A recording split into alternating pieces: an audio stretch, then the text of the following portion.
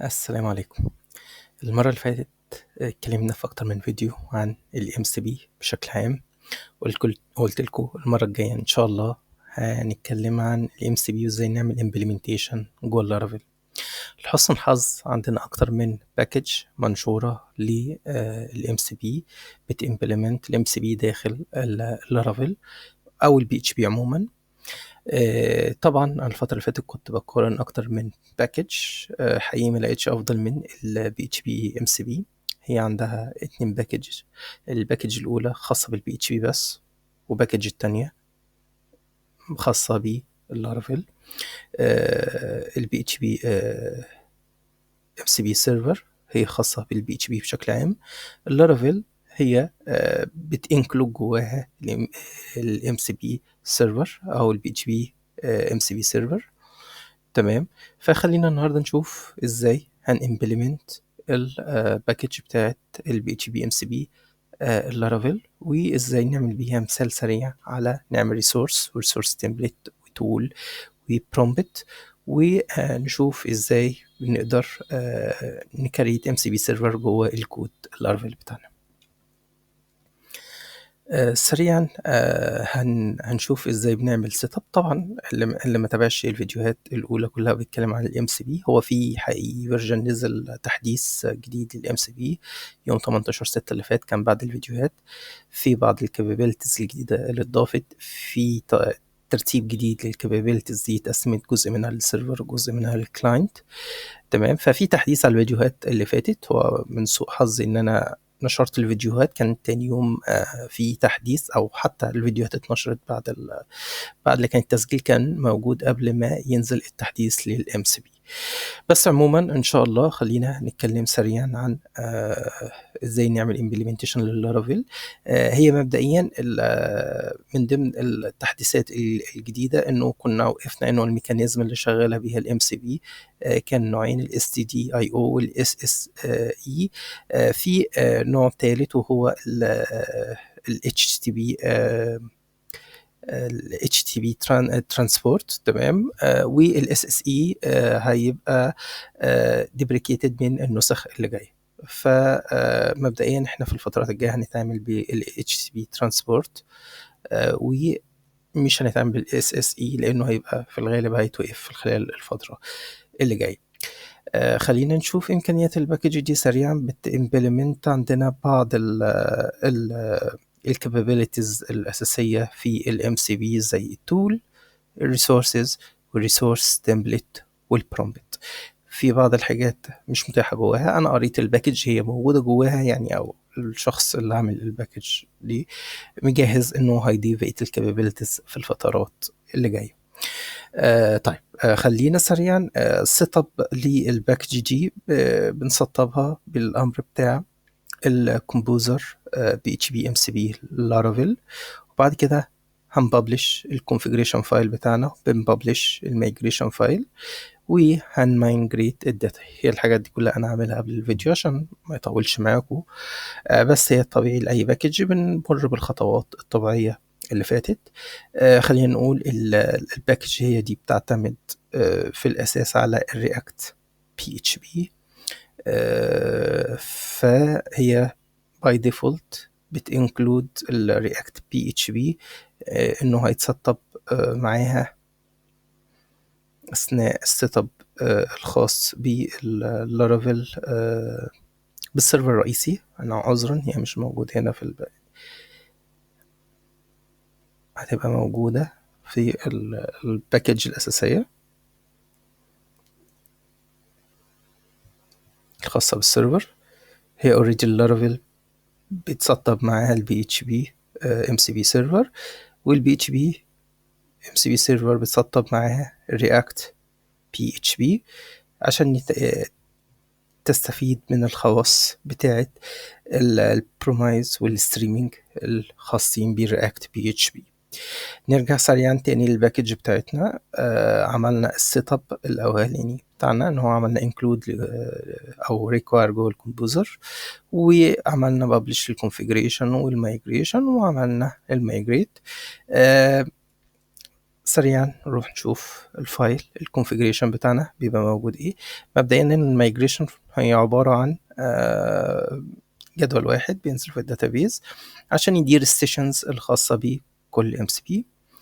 تمام، وده الفايل الخاص بالميجريشن. بنعرف بس حاجات على السيرفر، ونلاحظ ان هو كل الاعدادات بتاعه الفايل الكونفيجريشن جايه من ملف الانفايرمنت. فانت لو حابب توفر رايت على الداتا زي اللارافيل ام سي بي، هتحط الام سي بي اندرسكور سيرفر اندرسكور نيم في ملف الانفايرمنت. هنا ازاي بيحصل ديسكفري للبرومبتس او التولز او الريسورس او الريسورس تمبلت. هنا بيعرف البيز باس بتاعه فين، الدايركتوريز اللي هيقدر يسكان عليها. تمام، وزي ما برضو ما شفنا هي في الام سي بي ديسكفري دايركتوريز هنلاقيها جوه ملف الانفايرمنت. بين كل دايركتوري ودايركتوري بنعمل كوما. تمام، وهي هنا بتاخد الداتا وبتعمل لها اكسبلود وتضيفها كاري عشان يتعرف، وهنا بيعمل اكسكلود لبقيه الدايرز بتاعته. الفايل ده في حاله انه مش عايز يبقى فيه اوتو ديسكفري وانت عايز تعرف كل تول او ريسورس خاصه بيك بايدك. تمام، هنضيف ملف اسمه mcp.php جوه فولدر الراوتس زي الويب وزي الاي بي اي. هل حابب تفعل الاوتو ديسكفر؟ تمام، حابب تسيبه للكاش. طيب الفكره هنا في الاوتو ديسكفر بيعمل ايه؟ احنا بيخش على الدايركتوريز اللي احنا محددينها، وبيبقى بيشيك على الفايلات. كل فايل وليكن هنا بيلاقي فيه اتريبيوتس معينه، فبياخدها وبيحفظها عنده في الكاش عشان مش كل ريفرش يخش يبحث جوه الفايلات ايه اللي المفروض نضيفه كبرومبتس او تولز او ويعمل لود ويضعف البرفورمانس بتاعتنا. فالاوتو ديسكفر او الاوتو ديسكفري عندنا بيشتغل بالآلية دي. طبعا في ناس كتيرة وانا منهم حابز ان احنا نوقف الاوتو ديسكفر ونستخدم ملف routes سلاش الام سي بي. هنا بيقول لك الكاش هنحفظه ازاي. الترانسبورت زي ما قلنا قبل كده، عندنا الاس تي دي اي او، وعندنا النوعين دولت هم بينقسموا لنوعين. النوعين دولت هم حاجه بتشتغل ديديكيتد وانتجريتد بس، وكل واحده فيهم هم زي بعض بالظبط، ولكن كل نوع فيه الليجاسي اللي هي خاصه بالاس اس اي، وطبعا لا يفضل انك تستخدمها حاليا. او لو خليتها فولس فهو هيستخدم ال HTTP الجديد اللي هو الخاص بالرياكت PHP. فايه الفرق بين ال HTTP dedicated وال HTTP integrated؟ ال HTTP integrated ده بيبقى زي بروسيس على التيرمينال، فيفضل استخدامه في حالة احنا في local environment بالوضع الحالي. انما dedicated لما نطلع للبرودكشن على السيرفر، فممكن نستخدم معها اوكتان مثلا مع السوبرفيزور، ويبقى زي كونتينر منفصل خاص بالام سي بي. فيفضل في الحاله دي ان احنا نمبلمنت او نرن الكود بتاعنا كستاند لون على السيرفر. تمام، ونعتمد عليه ان هو بسيرفر منفصل جوه الكونتينر بتاعه. تعريفات عن السيشن الباجينيشن ليميت بتاعه 50، وبعض الكابابيلتيز اللي متاحه وايه اللي مش متاح. والكونفيج فايل كده خلاص بالنسبه لنا انتهى، واللوجينج اخر شيء معانا. سريعا حابين نكريت الام سي بي فايلز بتاعتنا. انا عندي هنا خليني اقفل بس كل الفولدرات عشان ما نتوهش. ده بروجكت انا كريته بالاي اي 100%، انا ما حطيتش ايدي فيه. تمام، سريعا هو كل شغلته ان هو بينشئ المقالات بتاعتنا، بيعمل فيو، بيعمل ايديت، بيعمل ديليت. انا حابين نطبق الام سي بي عليه، نشوف الاي اي ايجنت ممكن يقدر يليست الكلام دوت ويقدر يفيو داتا او يكريت داتا جواها ازاي من خلال الاي اي ايجنت. التستنج بتاع النهارده هيتم على الجيت هاب كوبايلوت اللي موجود على الفيجوال ستوديو كود، مع الكلاود سونات 4 من خلال الايجنت مود، مش الايديت ولا الاسك مود. تمام، فمبدئيا انا كريت فولدر اسمه الام سي بي، والفولدر ده قسمته عندي ل4 فولدرات، كل فولدر البرومبتس، الريسورسز، الريسورس تمبلتس، والتولز. اللي ما تابعش الفرق ما بينهم يرجع للفيديوهات. بس هي التولز هي بتكسكيوت شويه اكواد او شويه لوجيك او بيزنس عندي جوه السيرفر. الريسورس تمبلت ان هي بنعرض تمبلت، بنعرض ريسورس، بس الريسورس ده دايناميك. على سبيل المثال المقالات، عايز مقالات كل مقاله باي دي معين. انما الريسورس هي بترجع ستاتيك داتا زي فايل او داتا ثابته معايا. البرومبت هو شيء يخلي السيرفر الام سي بي سيرفر بترد علينا برومبت جاهز نقدر نستخدمه معانا جوه الايجنت. فخلينا مثلا نستعرض اول حاجه. انا هنا انشات ريسورس، فهنلاقي فايل اسمه الارتكل ريسورس. تكوين الارتكل ريسورس زي ما قلنا احنا عندنا اسلوبين ان احنا نديسكفر الريسورس او التول او البرومبت بخلال الاتريبيوت او من خلال الام سي بي راوت.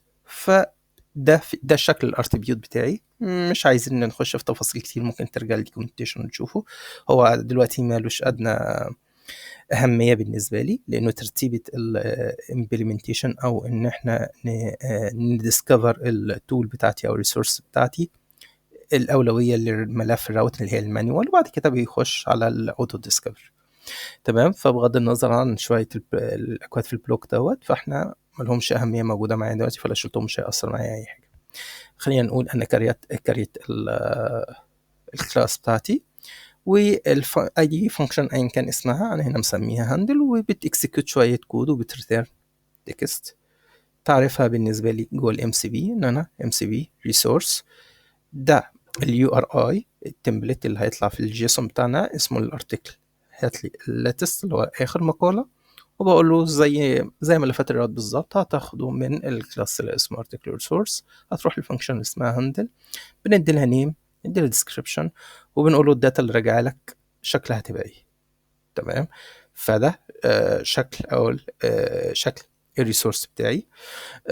عندي ريسورس تمبلت لا يختلف كتير عن الريسورس، بس الفكره ان انا عندي دايناميك يو ار اي في النص، فانا اقدر اعرض مقاله معينه. تمام. باي دي معين من المقالات الموجوده. خلينا نجرب، هندخل مقاله عربيه ونبقى نشوفها. التول هنا عندي بتكريت مقاله. فلو جينا دخلنا شوفنا برضو ده الاتريبيوت عندي هنا 2، هنا بيعرف دي التول، وهنا بيعرف السكيما اللي انا محتاجها عشان انشئ المقاله عامله ازاي. تمام. وكود عادي جدا بتاع لارافيل، عادي جدا مفهوش ادنى مشكله. نرجع تاني للام سي بي راوت. اوكي. هو هنا كان قايل انه ممكن تعرف السكيما بتاعتك. احنا لو رجعنا للفايل بتاعي هنلاقي سكيما موجوده كشكل اتريبيوتس. للاسف هي لما استخدمت الاسلوب اللي هو حاطه في الدوكيومنتيشن ما ظبطش معايا، حصل ايرور. اضطريت ان انا استخدم السكيما كاتريبيوت بالشكل ده. تمام. فهنا بنقول له سكيما اتريبيوت، انت بيجي لك متغير اسمه ارتكل ان هو اوبجكت، البروبرتيز اللي فيه يبقى تايتل، كونتنت، الستاتس، والريكوايرد اللي معايا الثلاثه دول. ده بيعرف الايجنت واحنا بنكريت المقاله هو محتاج مني الثلاث حاجات دولت هم ريكوايرد عشان نقدر ننشئ بيهم المقاله. نرجع تاني سريعا للام سي بي راوت. اخر حاجه انشات عندي البرومبت. البرومبت ده بسهوله انه بقول له اعمل لي سمرايز. شغلته كلها بيعمل ايه؟ بيسمرايز، بيجيب اخر ارتكل موجود عندي في الداتابيز ويجيب لي يقول للاي اي سمرايز، يعني بيديني التكست اللي المفروض ابعته للاي اي ايجنت عشان يشتغل. تمام. الشرح صعب شويه، خلينا نخش في التنفيذ بشكل فعلي. بس احنا زي ما شفنا ده الامبلمنتيشن بشكل كامل. تمام. فنشوف بقى الاكسكيوشن بتاعنا بيتم ازاي. مبدئيا انا شغلت السيرفر عادي جدا اللي هو بتاع البروجكت بتاع لارافيل عادي جدا بالامر بي اتش بي ارتيزن سيرف، وشغلنا والله مش شغال، بس خلينا نقول بي ارتيزن بي اتش بي ارتيزن ام سي بي سيرف.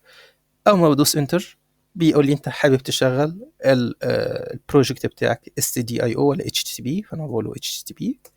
تمام. شيء تاني، أنا مفترض إن أنا هاعرّف الMCP server بتاعي عشان أعرّفه أخلّي الGitHub يعرف السيرفر بتاعي. بانشئ ملف اسمه .vscode اسمه mcp.json. تمام. بعرف السيرفر بتاعي. هو الطيب هنا كان الليجاسي كود كان بيقول لي ان هو بطريقه الليجاسي كود الاس اس اي. اعتقد دي ممكن تقدر تبقى اتش تي بي حاليا، بس خلينا مؤقتا ان احنا شغالين عليها.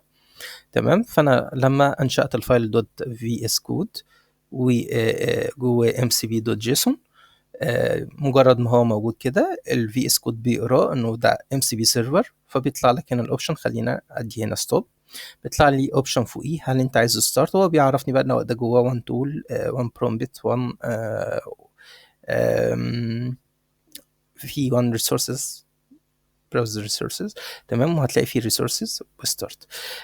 قبل ما في امر حابين نعرفه، كذا امر حابين نعرفه من الدوكيومنتيشن قبل ما ران السيرفر.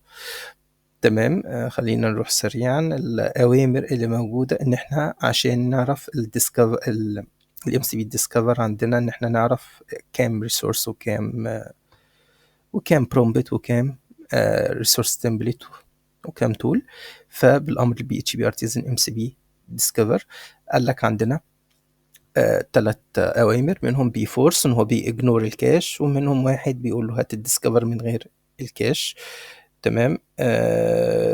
هنا دي الطريقه بتاعت لو هيسيرف بالاس دي اي او، بدل ما كنت قلت له بالكود بتاعي قلت له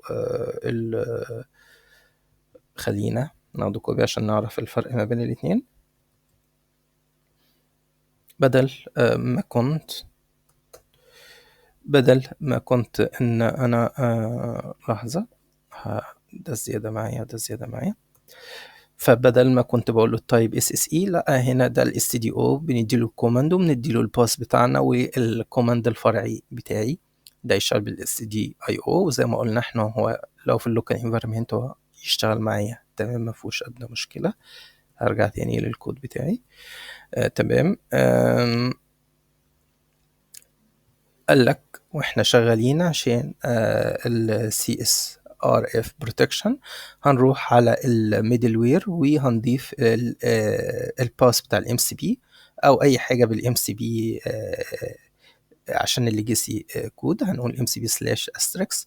ده لو لارافيل 11 فيما فوق احنا هنروح على فايل اسمه bootstrap سلاش دوت بي اتش بي، لانه مؤخرا تم نقل التحكم في الميدل وير للباس ده. انما لو لارافيل 10 او اقل هنروح للميدل وير اللي اسمه الفيريفاي سي اس ار اف توكن. تمام. ونحطه في الاكسبت ام سي بي والام سي بي سلاش الاستريكس بتاعتنا. تمام. ده فيما يخص الأوامر. طبعا الأمر بتاع السيرف بي اتش بي ارتيسن ام سي بي سيرف، وبتحدد الترانسبورت بتاعك اتش تي بي او من غير ما تحدد له. انت بتختار بعد ما ترن الكود تقول له انا عايزه اس دي اي او ولا عايزه اتش تي بي. تمام. واتكلمنا انه لو انت هتفعل الليجاسي مود، وهو لا يفضل انك تفعل الليجاسي مود، انت هتحط في الكونفيجريشن الليجاسي مود بتاعه بترو. تمام. وهنا بيشرح لو انت هتعمله في الدوكر محتاج معاك اللي هو السوبرفايزر نازل على الدوكر عشان يمونيتور الكود بيران ازاي، ولو حصل ايرور ولا اي حاجه او استهلك الميموري يرستره من جديد. تمام. list of command انت محتاج تعرف التولز اللي عندك، وليكن ناخد كوبي. محتاج تعرف التولز اللي عندك، الام سي بي ليست تولز، وكذلك الريسورسز. اعتقد هتبقى اسمها ريسورسز والبرومبت والتمبلتس. تمام. فدي برضو من ضمن الاوامر اللي انت ممكن تستغلها وتستفيد بيها. تمام. هنستارت السيرفر خلاص. اعتقد لو انت حصل تشينجز على ريسورسز ازاي بتعرف السيرفر او الايجنت بتاعك او الهوست بتاعك يعرف ان حصل التشينجز دي ازاي؟ انت بتديسباتش جوب او بتديسباتش ايفنت، تمام، اللي هو التولز ليست تشينجد او السورس ليست تشينجد. ليه؟ لانه هو بيلسن الايجنت، هو بيلسن عندك، فهو بياخد اول لقطه خدها من التولز او الريسورسز او البرومبت. فانت خلاص ضفت برومبت جديد او ضفت تول جديده، فانت لازم تفاير الايفنت ده عشان يوصل اشعار للايجنت، وبعد كده يحدث الليسته بتاعته. هنا اتكلم عن السكيما فاليديشن، تمام. زي ما اتكلمنا ان هنا استخدم الاتريبيوتس بطريقه السكيما بالفاليديشن بتاعته. قال لك التايتل لازم هيبقى الماين لينس بتاعه كذا والماكس لينس كذا. فهنا بيكلمك انه بالاتريبيوتس بتقدر بتحدد السكيما بتاعتك عشان يبقى زي فاليديشن. الاي اي ايجنت يعرف انت محتاج الانبوت بتاعتك دي شكلها عامله ازاي. الجيت الكومبليشن هي للاسف مش هشرحها النهارده، بس هي سريعا. لو انا عندي لستة مثلا من اليوزرز كتيرة 100 فرد، فانت عايز زي اوتو كومبليت. وانت بتعمل ليست مثلا للتمبليت ريسورس، انت بتقول له انا عايز بيانات اليوزر الفلانيه، فدي بتعمل الاوتو كومبليت بتاعتك. للاسف انا مجربتهاش، فانا حتى مش هقدر اعرضها النهارده. وهي ميزه من المميزات اللي موجوده حقيقي في الباكج دي، لانه احنا بنتكلم انه الكابابيلتي دي ما بلاقيهاش شهرين تقريبا موجوده، ومعمول لها امبلمنتيشن بشكل كويس في الباكج دي. خلينا سريعا طيب بقى نرجع تاني للكود ونشوف نتست الكود اللي احنا كنا عاملينه. هنقول بي اتش بي ارتيسن ام سي بي سيرف، وهختار السيرفر بتاعي اتش تي تي بي. وانا هنا بالفعل شغال على انه اتش تي تي بي باللينك ده. خدت اللينك اللي طلع معايا هنا وحطيته هنا بالبورت بتاعه بكل حاجه، وهقول له ستارت راننج بدون مشاكل. الاوتبوت عندي هتطلع تحت، ما فيهوش ادنى مشاكل. اول حاجه انا عايزه يعمل مقاله، فخلينا نقول التول عشان ناكسس عليها بندوس شارب، وهنقول اعتقد كان اسمها كرييت ارتيكل بالظبط. وهقول له بالعربي انشاء مقاله حول مميزات لارافيل. تمام. الكوماند ده هو الفكره كلها. الكريت ارتيكل هي لو هنروح هنا للام سي بي هنلاقي الام سي بي ده موجود في الراوت. الكريت ارتيكل هي تول، والتول عندي عامه لما بندوس هاش هو بيعرف ان دي تول على طول. كريت ارتيكل قلت له ان انا عايز انشئ مقاله حول مميزات اللارافيل. لو نفتكر ان الارتيكل بتاعتنا هتحتاج تاخد التايتل والكونتنت والستاتس اللي هي درافت ولا ببلشد، تمام. مجرد ما هدوس انتر دلوقتي الاي اي ايجنت بيحاول يتعرف على المدخلات بتاعتي. هيعرف ان دي تول، وبتقول له انشئ لي مقاله بتتكلم عن مميزات اللارافيل. فهو دلوقتي رد قال لي انا هنشئ لك مقاله بتتحدث عن مميزات اللارافيل باستخدام الام سي بي بتاعت مستر كندي اللي هي اسمها كرييت ارتكل تول. الموضوع بياخد شويه وقت لانه في كوميونيكيشن بيتم دلوقتي ما بين الاي اي ايجنت. هيروح للكلود ويديله الامر دوت، هو جهزه لي. ولو هنشوف الشكل بتاع الانبوت اللي هيبعته من الام سي بي كلاينت الام سي بي سيرفر، هيقول لك الاوبجكت عندي اسمه ارتكل، تمام.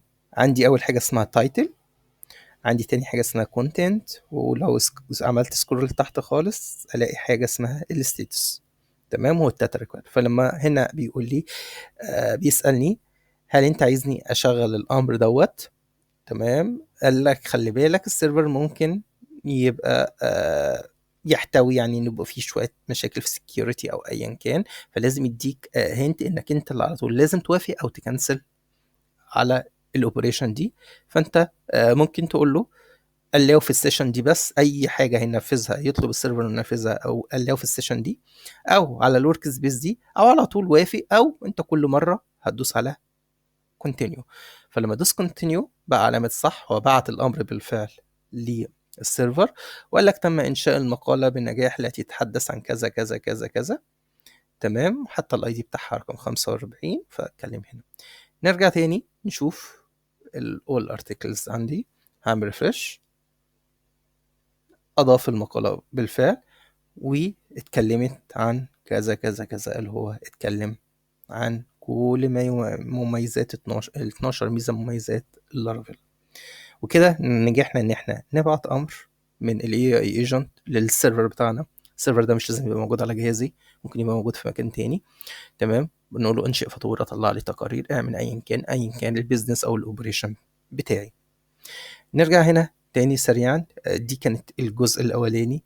تمام، الجزء التاني اللي احنا عايزين نجربه هو اول حاجه جربنا التول، تاني حاجه احنا حابين نجربها وليكن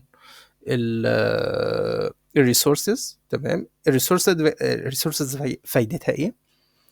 ان احنا بنجيب داتا من على السيرفر زي الجيت، زي ما قلنا الجيت بتاعت الريست فول اي بي اي. تمام، فاحنا عشان نجيب الريسورسز احنا بنقول اد كونتكست. تمام، هنلاقي الام سي بي ريسورسز هيقول لي انت عندك اتنين، واحده هتجيب لك اخر مقاله او مقاله بعينها. فلو هقول له هات لي اخر مقاله، هو هنا اتاشد على الفايل ده، ساعتها بقى اقدر اكتب اي برومبت هنا عشان يتنفذ على الاتاشد فايل. طبعا دي الداتا بتاعتي موجوده هنا، هي نفس المقاله اللي انشأها. ماشي، وليكن هقول له ما هو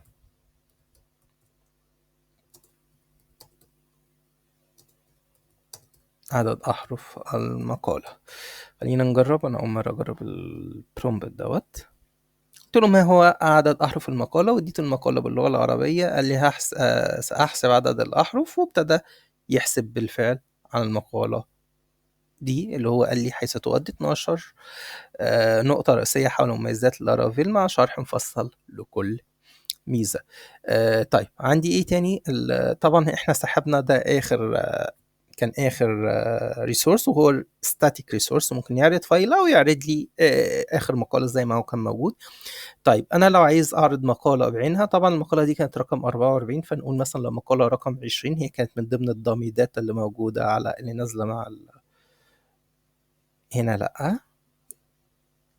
طيب لحظة، هنضيف تاني add context ال MCP resource، عايز المقالة رقم 30.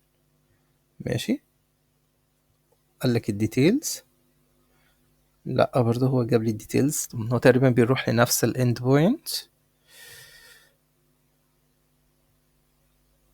خلينا نشوف الريسورس، الارتكل ريسورس بيروح لنفس الاند بوينت، هي المفترض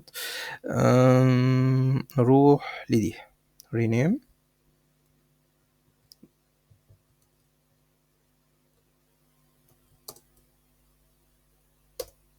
هي اتضافت، احنا بس هنحتاج نرستر السيرفر، لان انا ما عملتش الايفنت اللي بيبعت نوتيفيكيشن للكلاينت او الاي اي ايجنت انه يقول له اسحب التعديلات الجديده. ماشي، وهرستر السيرفر بتاع الام سي بي، هندي نقول له ستوب، نقول له ستارت تاني بقى راننج. تمام، هحذف دي، هقول له عايز الام سي بي ريسورس وهدي له الرقم، جاب لي الديتيلز. بقت اتغيرت معايا هنا. تمام، هنا طبعا اي مقالة هقدر اعمل لها برضو ان انا اضيفها ككونتكست معايا بالطريقة دي اللي احنا شفناها. اخر حاجة هنجرب عندنا البرومبت. احنا قلنا اول حاجة التول بنجيبها بالشارب ونكتب اسم التول، الريسورسز بنجيب من الكونتكست ونختار الريسورس بتاعنا. البرومبت بعمل سلاش، هلاقي من ضمن البرومبتس اللي عندي موجود اسم ام سي بي مستر كندي. اوكي، واسم السمرايز لاتست ارتيكل هو كل اللي بنعمله. تمام، انا مجرد ما ضغطت على طول هو جاب الامر. البرومبت بتاعي بيعمل ايه؟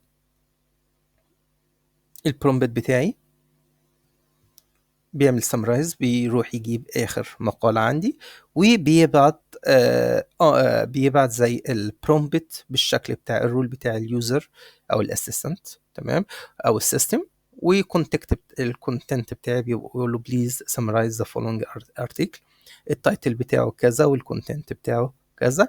فتعالوا نشوف. قال له بليز سمرايز ذا فولوينج ارتكل. هو جاب اخر مقال، قال له التايتل بتاعي كذا والكونتنت بتاعي كذا، وكل اللي مطلوب ان انا بس هعمل ارسال، وهو هيستمرايز اخر مقالة بتاعتي.